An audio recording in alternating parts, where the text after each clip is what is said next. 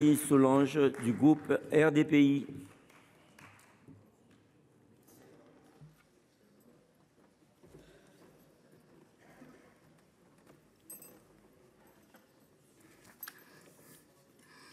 Merci.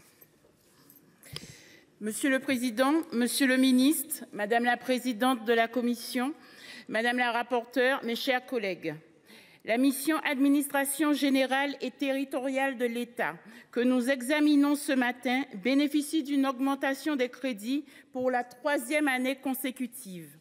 Avec une hausse de 2,5% de son budget, son budget atteint 4,15 milliards d'euros en autorisations d'engagement pour 2025 contre 3,85 milliards d'euros l'an dernier. Vous le savez, cette mission s'articule autour de trois objectifs : améliorer la gestion et l'efficacité des services déconcentrés, notamment en matière de sécurité et de gestion des crises ; optimiser l'organisation des processus électoraux et des activités politiques ; et enfin, piloter les politiques ministérielles de manière cohérente et performante, avec un accent particulier sur la transition numérique et écologique.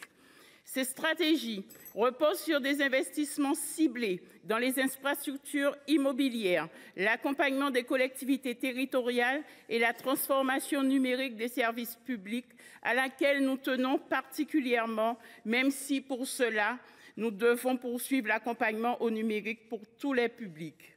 La progression budgétaire proposée pour cette mission en 2025 se concentre sur des enjeux immobiliers qui relèvent de l'amélioration énergétique du parc ou encore de la réalisation d'un site unique pour la DGSI à Saint-Ouen, un projet qui mobilise à lui seul 139,4 millions d'euros en crédits de paiement en 2025. De même, le projet Universen, destiné à regrouper plusieurs services de l'administration centrale à Saint-Denis sur l'ancien site du village olympique, absorbera 296,4 millions d'euros en crédits de paiement, soit 93% de son coût total. Cette évolution cible également la modernisation numérique, notamment en faveur de la refonte des systèmes d'information et du développement des outils d'intelligence artificielle. Pourtant, des retards importants subsistent dans ces domaines, ce qui freine l'efficacité attendue des investissements réalisés. Ces priorités stratégiques s'inscrivent dans une volonté de transformation profonde à laquelle nous souscrivons. Cependant, elles nous conduisent aussi à nous interroger sur la tenue des objectifs fixés par la loi d'orientation et de programmation du ministère de l'Intérieur, en particulier sur le renforcement des effectifs des services territoriaux. Alors que 45 créations de postes étaient prévues en 2025, le schéma d'emploi neutre signifie qu'aucun poste ne sera finalement créé, ce qui fragilise certaines missions essentielles des préfectures, notamment le contrôle de légalité et la délivrance des titres sécurisés. Par ailleurs, les attentes des citoyens, en particulier des professions agricoles, demeurent fortes concernant la qualité des guichets spécialisés.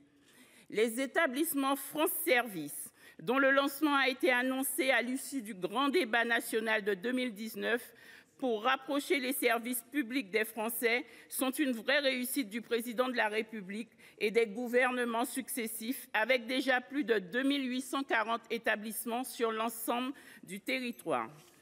L'extension de ce programme en 2025 représente une avancée que nous saluons, mais son déploiement doit répondre de manière plus significative aux besoins des zones rurales dans l'Hexagone comme en outre-mer.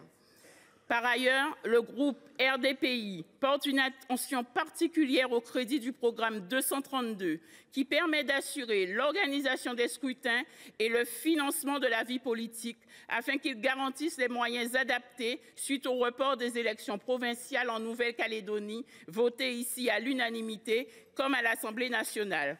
Enfin, il est essentiel de poursuivre le travail engagé visant à simplifier les processus électoraux qui incarnent une avancée concrète au cœur de la vie démocratique pour les citoyens. Dans le contexte budgétaire tumultueux que nous traversons, notre groupe mesure pleinement les efforts consentis pour préserver les moyens alloués à l'administration territoriale de l'État, essentielle à la vitalité de nos territoires.